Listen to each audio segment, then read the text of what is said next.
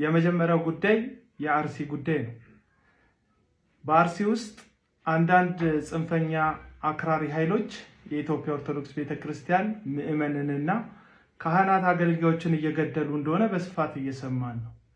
ይህን ድርጊት መፈጸም ይህን ድርጊት ማድረግ በሰብአዊ ፍጡር ላይ እጅግ የከፋ ነውርና አመጽ እንደሆነ ሳይታለም የተፈታ ነው። እግዚአብሔር የንጹሃንን ደም የሚጠይቅ የንጹሃን ደም በእግዚአብሔር ዘንድ ጩኸት እንዳለው መጽሐፍ ቅዱስም ይናገራል። ይህ በጣም ጸያፍ እርምጃ ስለሆነ የሚገባችሁ አካላቶች አፋጣኝ እርምጃ በመውሰድ የዚህን ህዝብ እንባና ለቅሶ እንድታስቆሙልን በትህትና ጠይቃለሁ።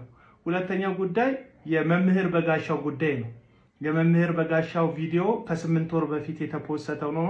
አሁን ለምን ማስጮህ አስፈለገ የሚል ሐሳብ በስፋት የምታነሱ የወንጌል አማኞች እንዳላችሁ አስተውያለሁ። በእርግጥ ከ8 ወር በፊት የተፖሰተ ቪዲዮ ሊሆን ይችላል።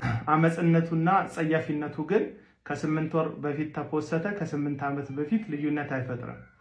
የሻሸመኔ አካባቢና ነዋሪዋ በተቀሰቀሰ አመጽ ምክንያት የቤታቸው መንደድ ከመኖሪያ ቦታቸው መፈናቀላቸው በቦታው ላይ የደረሰው ግፍና መከራ ምንም 5ም 6ም ዓመት ቢያልፈውም አሁንም ግን ጠባሳው ሆኖባቸው በህሊናቸውና በልባቸው ላይ የተጻፈ ሐዘን ያስከተለባቸው ዜጎችና ህዝቦች እንዳሉን መረሳት የለበትም።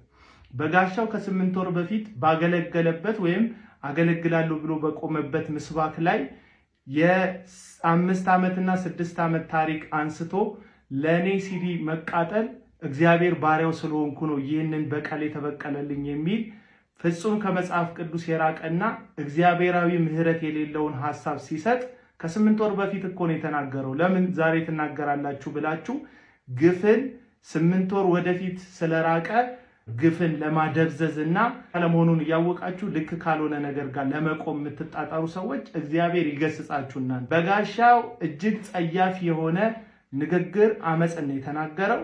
ስለዚህ ይህንን ህዝብ ከቻለ ይቅርታ መጠየቅ አለበት። ያም ግን የተናገረው ነገር ሁሉ የወንጌላውያን ሁሉ አቋም እንደሆነ ለማስመሰል ለኦርቶዶክስ ካላችሁ ከፍተኛ ጥላቻ የተነሳ በየኮመንቱ የምትረባረቡ ይህንን እኩይ ድርጊት የሚቃወሙ ጥቂት የሆኑ አማኝ ክርስቲያኖችን ልክ ለኦርቶዶክስ እንዳሽቃበጡ ለኦርቶዶክስ እንደወገኑ አድርጋችሁ ልታንኳስሱ ልታሳፍሩ የምትፈልጉ ሰዎች ራሳችሁ ልታፍሩ ራሳችሁ ልትንኳሰሱ የሚገባችሁ እንደሆናችሁ ላሳስብ ፈልጋለሁ።